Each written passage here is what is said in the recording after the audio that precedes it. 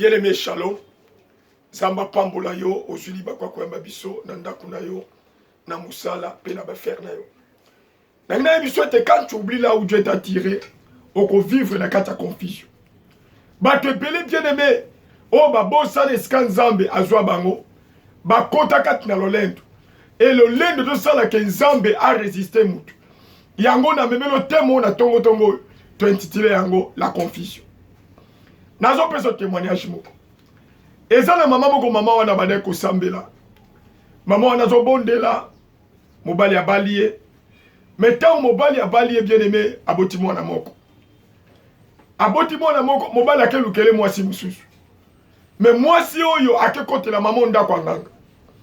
Akotele nda kwa nganga. Babu akeli mama ba mauvais sort. À tout moment mobali ala ko pisa la pepe na mama oyo azokeka ka solo. Maman continue na kata ba prière, continue na kata ba prière. Nzamba eko le bel biete, muto asali obo nzamba na yo. Mais nzamba suka ki wanati. Nzamba mimoni samaki, amimoni samaki.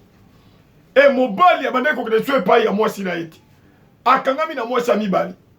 Babandi ko bota, babandi ko bota, babandi ko bota. Mokolo moko bien aimé, mobali abandi ko bela. Tango abandi ko bela, bakene l'hôpital. Babandi ko sale l'examen. Bake ko constater que mobali yo azana sida. Alors munga ngalobaki, il fallait qu'on y en a basi na yo nyos to examiner ba. Ouais bien aimé, quand tu marches avec Dieu et que tu as la confiance en Dieu, Nzamba ko lingaki yo za la confondre. Nzamba ko défendre yo. Mais makamuni salamaki. Tant ba sali ba so mi balé test. Moi ça mi balé azalaki na malade, mais moi ça libusaki na maladie. Au moni malgré aboteka moi na moko. Mais azalaki na confiance et pas dans Nzambe. Bien aimé bato baka na confiance et pas dans Nzambe, Nzamba défenda kabang. Nazo bonde na tongo tongo. Yo oyo Nzamba la musi. Nzamba délivre na confusion. Makambo zo sala ke yo kota na kata confusion. Nzamba délivre na yem. Oyebi Nzamba pesi biso molimo mosantu. Poto eba na ko confondre makambo. Il nous a donné le Saint-Esprit. Poto eba na ko différencier le bien et le mal. Nazo peso verset biblique. Nazo peso verset biblique. Namukanda na psaume. Namukanda na psaume. Écoutez ce que la Bible nous dit. Nous lisons au nom de Jésus. Psaume. Psaume 40. Nous lisons le verset 5. Psaume 40, le verset 5. Nous lisons au nom de Jésus. Heureux l'homme qui place à l'Éternel sa confiance et qui ne se tourne pas vers les hautains et les menteurs. Amen. Tozo mon psalmiste azolo. Alobi etena tchaki confiance et pas dans Zama mimoni samaki. Na verset azoloba. J'avais mis à l'Éternel mon espérance et il s'est incliné vers moi. Il a écouté mes cris. Il m'a retiré de la fosse de la destruction, du fond de la boue. Et il a dressé mes pieds sur les rocs. Il a affermi mes pas. Il a mis dans ma bouche un cantique nouveau. Une louange à notre Dieu. Beaucoup l'ont vu et ont eu de la crainte. Et ils se sont confiés à l'Éternel. Amen. Atcheke like pas dans ça. Dieu le mieux connaît bisayo. Malgré ma kambe koya, kobosa la bola manzabit. Yango mou David azolo bete, mon homme bénit l'Éternel et n'oublie aucun de ses bienfaits. Tango zo kanisa bola mou Nzambe bien aimé, oko zana na confusion. Oko mou na tout moment Nzamba zali komi monisa. Bato ba tchaka confiance pas dans Nzambe. Nzamba tchaka kata bango loyembo asika. C'est-à-dire Nzamba piaka bango témoignage. Nazo bon na tongo tongo, yo oyo zali tourmato zali trouble bien aimé, ozongi sa confiance pas dans Nzambe. Ozongi sa confiance pas dans Nzambe. Ba tcheka confiance pas dans Nzambe. Bazalaka toujours na présence en Nzambe. Yango makomi na Nzambe lebi na proverbe ete, celui qui détourne son oreille pour ne pas écouter la loi, même sa prière est une abomination. Tango boy koyoka Nzambe. Bien aimé, nana ko répondre. Nana ko répondre. Ba tcheka confiance pas dans Nzambe. Bazalaka n'écoute à Saint-Esprit. Pour mon limo mo santu bien aimé, hakamba kamutu na vérité. Hakamba kamu na vérité. Nazomo na tongo nzamba sunganga. Ete tozonga na présence taye. Tozonga na présence taye. Nkolo yebisaki ba yekoli. Ete na kotinde la bino molimo mosantu. Quand il sera venu le consolateur, il convaincra le monde à ce qui concerne le péché. Il savait bien que l'homme est confus que quand il est dans le péché. Bato bazaka na kata masou, ba vivra na confusion. Ba vivra na tatonou. Lelo nazo bon de la zamba délivré aux Hollandais. Ba foyer côté na confusion. Parce que bien aimé, on a confondu les choses. Ba to pele ba na makama parce que bien aimé, ba li koyo kanzambi. Tala le l'église de résout ma problème. Moi c'est les gens ba de koyo kanzambo tikinzam. Tant de confusion ko d'église. O komi ko tatone ko chabat. Lelo zambe na mawane akiti. Aye ko sunganga ina yo, tobi makati na confusion. Tobi makati na confusion. O moni témoigner na péché ya mama o. Maman ya kanga makina nzambe. Magege babokeleke mauvais sort. Na banana ye, na azalaki na présence na nzambe. Et lelo nazo ebisa yo. Mobali aza na sama bele. Mwasi wana aza na sama bele. Mais maman wana lelo aza na bomoi. Aza na bomoi. Atikali kobokola mwana na ye na bana ya mbato.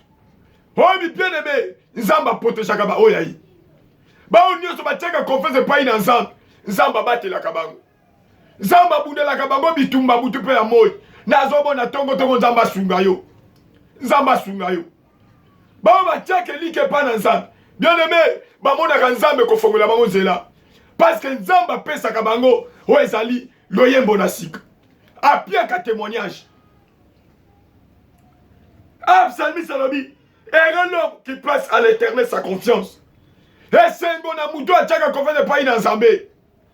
Parce qu'un zamba tali commis maudissant. Yango moni job azali comme le biété. Mon rédempteur est vivant, il s'élèvera le dernier. Même makambe comme l'inga indegeni, zamba commis maudissant. Parce que confiance est pas naï. Confiance est pas naï. Yes azali comme le biété. Je vous laisse la paix, je vous donne ma paix. Je ne vous la donne pas comme le monde la donne. C'est-à-dire, bateau, batchaka, comme pas dans un bazalaka, tombé, mais bazalaka, kimia na moté. Nazo bonde la kimia, ne compte na foyer na yo. Et compte na famille na yo. Et compte bien aimé, na quatre d'église yo kam. Yo, tche confiance de pas dans un. Yo, tche confiance de pas dans un. Nzamba pe sabino lo yembo ya sika. A pe sabino lo yembo ya sika. Nazo personne des inverses. Nazo personne des inverses bibliques. Namukana na 2 Samuel. Namukana na 2 Samuel. 2 Samuel, chapitre 11. Verset 1, Tokiti. Écoutez ce que la Bible nous dit. L'année suivante, au temps où les rois se mettaient en campagne, David envoya Joab avec ses serviteurs et tout Israël pour détruire le fils d'Amon. Et pour assiéger Rabat, mais David resta à Jérusalem. Un soir, David s'éleva de sa couche. Et comme il se promenait sur le toit de la maison royale, il aperçut de là une femme qui se baignait. Et qui était très belle de figure. David fit demander qui était cette femme. Et on lui dit, n'est-ce pas Bathsheba, fils d'Eliam, femme d'Iri, le Hétien. Et David envoya des gens pour la chercher. Elle vint vers lui et il coucha avec elle. Après être purifié de sa souillure, elle retourna dans sa maison. Cette femme devint enceinte et elle fit dire à David, je suis enceinte. Alors David expédia cet ordre à Joab, envoie-moi Iri le Hétien. Et Joab envoya Iri à David.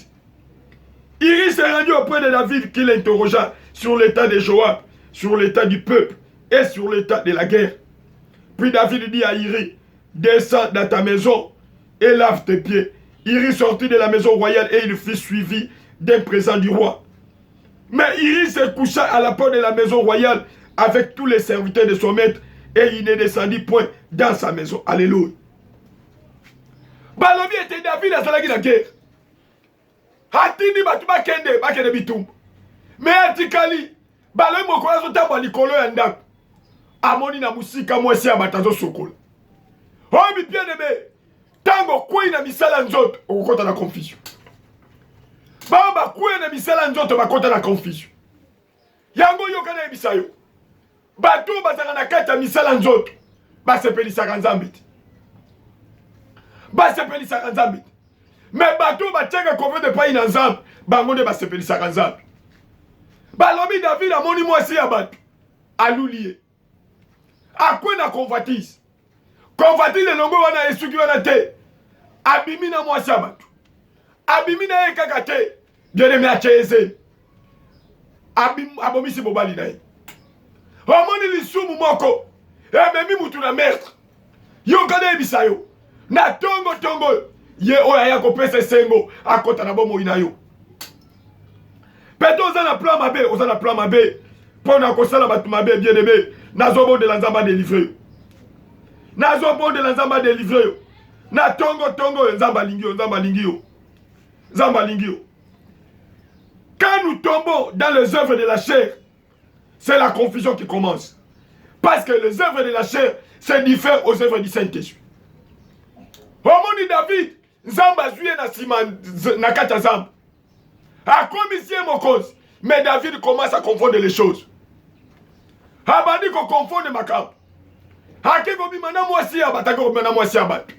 Yo kana so bien aimé. Tango lolende koti kat na yo. Okobosa na nzambe. Okomanda ko sala makambo lokola yo.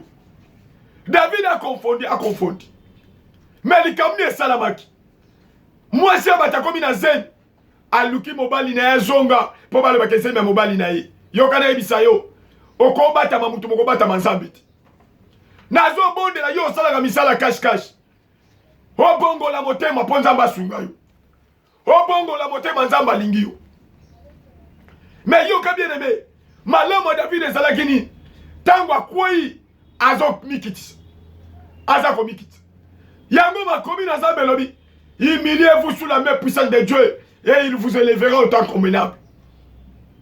Balobi tango David a salé loko. Zamba tini prophète Nathan. Tini prophète Nathan. Yoka na chapitre 12. Parce que Uri a koufaki. Zamba tini prophète Nathan.